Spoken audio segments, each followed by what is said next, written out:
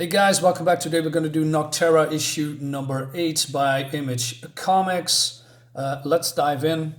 So we go to the Outpost 52 at Fort Speed. Oh, by the way, it's made by Tony S. Daniel and Scott Snyder. Okay, I forgot to mention that. So this guy is, running and he comes at the gate and says, let me in, please. Because these creatures are hunting him and... he wants to get in, and so he goes in, and he's being saved by all these very friendly people that welcome anyone into their midst, and they are explained how what this fort is and how it was before, and which power it runs, etc., etc. And then one of the guys says, "Hey, are you hurt? Let's get you to the medical building. You're bleeding, pal." And he says, "Well, that's not my blood."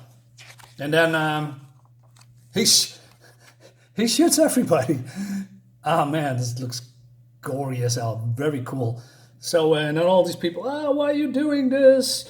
And and then it reveals it's none other than our buddy Blacktop Bill, and he is here for something. Right off the bat, the art looks very great. Looks good, but I mean. Tony S. Daniel knocks it out of the park. He's a very good artist, and I'm glad he's back and doing stuff like this. Then we see, of course, with the black page, which is in every NOCTERRA book.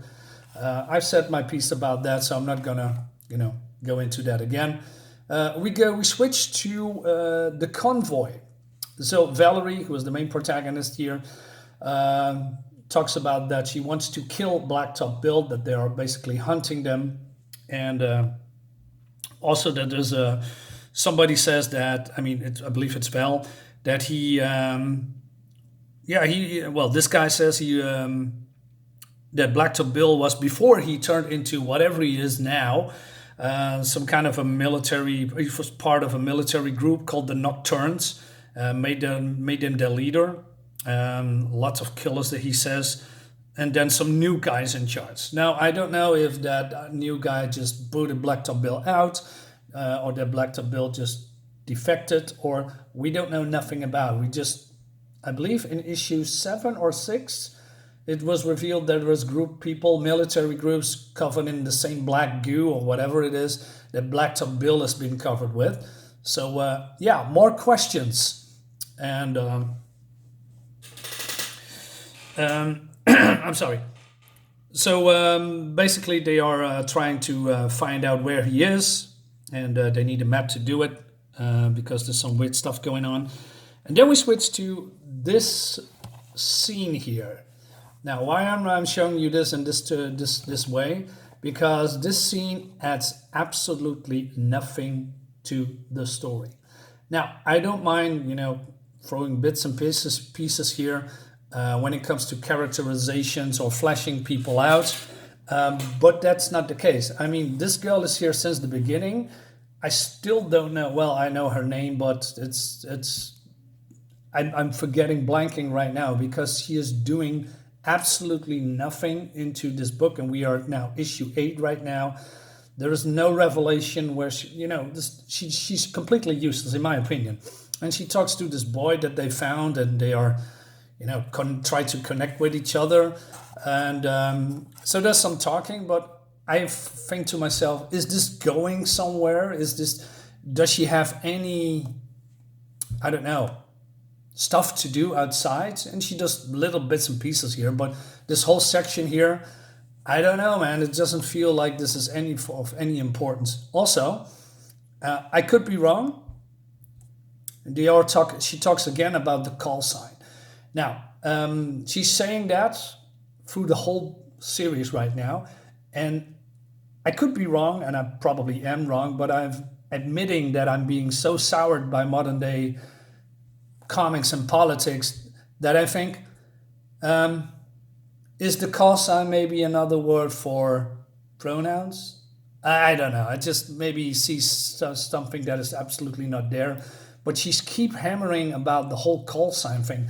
Why is that important? I mean, there are so many characters in here, right? And it's also a little bit confusing to figure out who's who. And now people also getting call signs. I mean, it's too much. it doesn't need, but that's me probably nitpicking about something that's not there. Could be wrong. Moving on. So also we go to Emery, who is the brother of Valerie, who is the main protagonist of this book, like I explained. And these two people of the convoy, I said, hey, are you okay? And it seems that since Emery was cured of the darkness or the black goo and he still hears in his head whispers of them talking. And so somehow he's still connected. That's probably a plot device for future issues. And he says, I think they are getting ready for something, building an army. An army for what? For war. Why are you asking that question? I mean, if you are building an army, it's not for a cooking show. Dude, Jesus. Okay, meanwhile, Valerie and the others are trying to figure out what's happening through the safe outposts. Seems that the shades are overrunning those outposts, not killing everyone, but they are dragging the bodies out, doing whatever, I don't know. But also parts of the map is just going offline. And this guy says that's a little bit strange. The ones Shades ambushed, they all called in, reports attacked. This ones, they were fine. They just blackness. Almost like the power shut off, redirected or something. But it doesn't make any sense, he says. And Valerie says, it's him. It's Blacktop Bill. And so we go to Blacktop Bill. Oh, no, no. We go to the Nocturnes, the group that Blacktop Bill was part of. So they come here and they see the heads of their comrades, I think. And then somebody in his comm speaks to this guy. It's called William. And he figured out that, I believe he's the leader now. He figured out that Blacktop Bill killed them as a message, as a warning. And then we switch also to this guy who is walking into some kind of a garden with big mushrooms. And he says, we need him dead before anyone in the sanctum hears about him. Basically, he tells William to kill Blacktop Bill. But he also says, it's Bill, sir. You all and my father are the only ones who ever called me William. And he says, well, we thought it would be I thought it'd be confusing to have two Bills in the Nocturnes, since he was the leader. So what does that mean? What do you mean with two Bills? Is this another Bill that, just got another name? He has also long hair. I don't know. It's just, like I said, more questions. Meanwhile, the real Blacktop Bill is, saying, he's saying that he wants to speak to God. And he says, now, Nox, talk to me. Show me who you are. So he does this Professor X thing with the Cerebro, and he goes into the astral plane. He's not going to the astral plane, but that's how I call it. And then we see this beautiful looking shot of the monster that is Nox, and he has called the Shadow King. I believe this is the big baddie and looks freaking awesome. And then Blacktop Bill didn't expect that at all, and he is muttering, says, tell me, what do you want? Why are you coming here? And he does this Sauron eye thing, and then he's Blacktop Bill's spazzing all out and is bleeding all over the place. And he says, that's your design. That's why you're coming to Earth. So the monsters are coming in because they figured out where Blacktop Bill is. He's now closely the enemy because he knows the plans of their master. And before he's getting killed, there's some flash pops in here. The creatures die. And, Blacktop Bill gets also some part of that explosion. So he's really hurt. And then we see he sees those figures that wants to kill him. I mean, he thinks that wants to kill him because he thinks that the Nocturnes are coming up. But no, it's none other than Val and her all-diverse female posse. And what I find a little bit strange, Valerie looks now... maybe I'm misremembering it, but I could remember that she has some kind of a red design.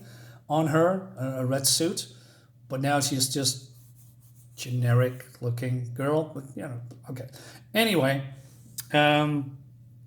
he says, "Oh, well, what can I do for you, sweetheart?" He said, "You can tell us about everything about EOS, or you can scream in pain." Ah, I see. So this girl that's been completely useless through the whole book, in my humble opinion, says, "I hope you choose the pain part." So Blacktop Bill explains that he knows what's happening and that the Shadow King is, just how do you say? He doesn't really exactly say what the Shadow King wants, but it's really bad, and and it's just the start. He says the Shadow King is coming, and basically he says